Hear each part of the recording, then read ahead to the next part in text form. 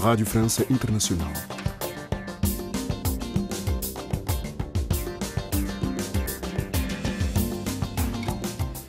Já estamos na segunda parte desta emissão, em língua portuguesa, aqui na antena da RFI. Esta segunda-feira temos a rubrica Desporto com Marco Martins, mas antes ouvimos a convidada de Cristiana Soares. Convidada.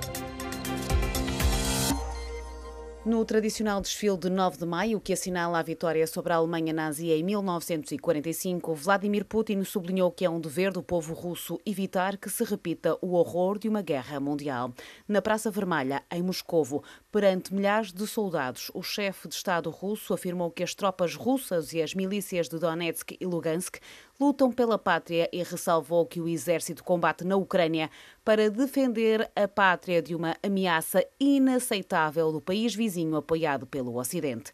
O discurso do Vladimir Putin, pautado pela ausência de declaração de guerra ou de vitória, como se vinha a especular na última semana, acaba por enquadrar o ditado popular de que a montanha pariu um rato e é visto como um produto para consumo interno, como avançou à RFI Sandra Dias Fernandes, especialista da Rússia ligada à Universidade do Minho. O discurso do presidente Putin foi, no geral, menos preocupante relativamente àquilo que se esperava. Esperava-se que ele usasse o discurso para uma espécie de fuga para a frente nesta guerra que a Rússia lançou contra a Ucrânia a 24 de fevereiro. Foi um discurso relativamente curto e, ao que tudo indica, um discurso mais virado para dentro, mais para consumo interno, em que a tónica foi colocada em duas dimensões. A glorificação do passado soviético, da nação russa, do espírito nacional e, ao mesmo tempo, uma vitimização. Ou seja, a Rússia foi obrigada a lançar-se nesta guerra para, precisamente, proteger os seus ideais contra uma Ucrânia que é uma Ucrânia que toma o lugar da Alemanha nazi. Esta realidade paralela, que já conhecemos, que faz parte da propaganda russa, em que a Rússia está a combater os neonazis ucranianos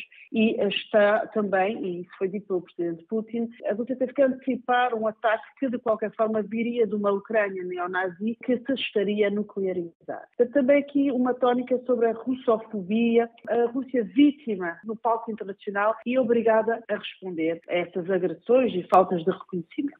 Mas esta ausência de novidade no discurso de Vladimir Putin, depois de tanto se especular sobre aquilo que ele poderia dizer, é um bocado aquela noção de que a montanha pariu um rato? É um pouco, é verdade. Mas ainda bem. O que ficou claro é que, portanto, a palavra Donbass foi usada e repetidas vezes, muitas vezes, claramente uma declaração segundo a qual o Donbass é russo. E eu penso que este discurso de Putin acaba por validar muito aquelas análises segundo as quais a ofensiva russa não está de todo a cumprir os objetivos iniciais, nem os sucessos esperados pela ofensiva russa. E, portanto, este discurso muito virado para dentro para continuar a justificar os recursos bélicos utilizados na Ucrânia e também uma atenção dada, que foi, aliás, algo que eu notei particularmente, uma atenção dada às famílias cujos soldados ou oficiais morreram, não é? Portanto, a perda infinita para todas as famílias. E foi anunciado pelo presidente Putin que as administrações russas iriam ajudar as famílias que perderam os seus familiares. E reparem que isto é bastante interessante porque esta guerra legalmente não é uma guerra, aliás, há uma criminalização do termo guerra e é uma operação especial, e sendo uma operação especial ao abrigo do aparato jurídico russo, não há lugar ao repatriamento de corpos nem indemnizações. Isto lembra muito aquilo que foi o Vietnã dos russos, o Afeganistão. Foram 10 anos de guerra nos anos 80 e havia, de facto, aquele trauma com a chamada carga 200, que era o nome que se dava aos aviões que repatriavam os corpos dos jovens soldados que morriam no Afeganistão. Portanto, isto não existe neste momento na Rússia, não é uma guerra, não há mortos, não é? Ou muito poucos. E no discurso de haver esse reconhecimento, penso que está também a preparar a população russa para uma guerra que se avizinha longa, porque não foi uma guerra relâmpago, nem uma guerra em que a Rússia tenha conseguido alguma vitória significativa. Se a palavra Donbass é mencionada imensas vezes pelo presidente russo, há duas palavras que estão ausentes deste discurso: a palavra vitória e a palavra Ucrânia.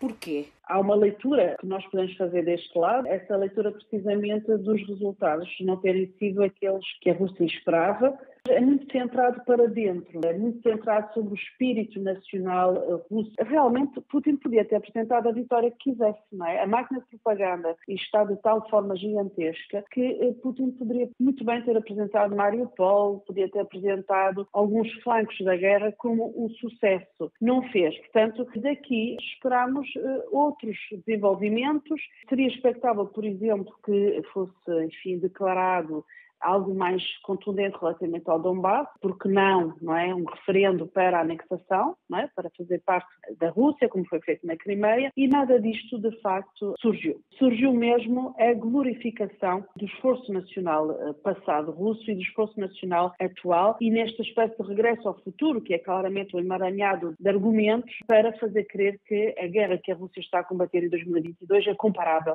à guerra que a União Soviética combateu na Segunda Guerra Mundial. Foi também muito presente o tema do sistema de igualdade no sistema internacional, ou seja, a Rússia ser tratada à altura da sua grandeza, não é? Em pé de igualdade com as outras potências. A expressão da montanha ter parido um rato, de facto, penso que foi a sensação com que todos ficamos. Mesmo o Donbass, se olharmos para os desenvolvimentos mais recentes, mesmo no Donbass, o exército ucraniano e os apoiantes do exército ucraniano estão a conseguir fazer frente à Rússia. Não tem ainda, não é, uma vitória clara no Donbass. O Donbass, que já era desde 2014, não é, digamos, pró-russo e apoiado, não é, não oficialmente, mas apoiado por forças armadas russas. Portanto, até nisto, não é, até nesta região tão marcante, não é? Supostamente a região verdadeiramente pró-russa da Ucrânia não caiu ainda definitivamente nas mãos dos russos. Portanto, continuamos com os cenários muito em abertos, sendo que, de facto, Putin não aproveitou o 9 de maio para uma fuga para a frente, pelo menos a nível do discurso. O facto de Vladimir Putin pintar este conflito com esta maquilhagem toda, de alguma forma é para que os russos não percebam o que se está verdadeiramente a acontecer na Ucrânia? Neste momento, a informação que circula, do ponto de vista mediático, é a comunicação política da liderança de Putin, claramente. Não é? Portanto, este discurso está perfeitamente entrosado nisso. Em vez de assumir que há perdas, em vez de falar do lado militar do conflito, claramente centrou-se no espírito dos russos. Aliás, ele disse que o objetivo do inimigo era derrubar o nosso espírito e que esse objetivo foi falhado. Portanto, há aqui uma inversão, não é? A Rússia não é um Estado agressor, é um Estado agredido. E foi muito centrado na parte das ideias, não é? Na parte do normativo e não do todo na questão operacional, que nós vemos ser absolutamente horrenda, não é? E com já investigação de crimes de guerra. Isto completamente apagado, não presente esta parte violenta, não é? Da guerra. O facto de a parada militar aérea não ter acontecido, ter sido cancelada supostamente devido ao clima, o que é que poderá querer dizer? É que os meios aéreos russos estão esgotados, estão todos a ser utilizados na guerra na Ucrânia e por isso não poderiam estar nesta parada militar. Há aqui alguma leitura que pode ser tirada? Bom, a primeira vez que a parada militar foi mais digna, digamos assim, mais moderna, foi a partir de 2008, não é? Portanto, a partir desse ano, porque até lá havia uma parada, mas era uma espécie de exibição de quincalharia militar, não é? Portanto, o exército russo modernizou-se e usar a parada como um momento de mostrar o poderio, não é? A modernização do equipamento, não é? Dos tanques, dos mísseis, mostrar números, não é? Também soldados a desfilar oficiais, é mesmo algo orquestrado por Putin ao longo dos seus mandatos. Neste caso, já se sabia que haveria menos demonstração, porque, de facto, o exército, as forças armadas estão mobilizadas na Ucrânia. O facto de ter sido prometido a montante, não é, que haveria mais exibições, nomeadamente naquele famoso, não é, avião russo, não é, capaz de, enfim, voar mesmo durante um ataque nuclear, uma espécie de Air Force One russo, de facto veio colocar sérias questões sobre o verdadeiro estádio das Forças Armadas russas. Vem confirmar as análises que têm vindo a ser feitas no sentido de indicar que as Forças Armadas russas não têm o fogo necessário para uma ofensiva na Ucrânia que seja decisiva. era Sandra Dias Fernandes, especialista da Rússia ligada à Universidade do Minho, ela que foi a nossa convidada esta segunda-feira.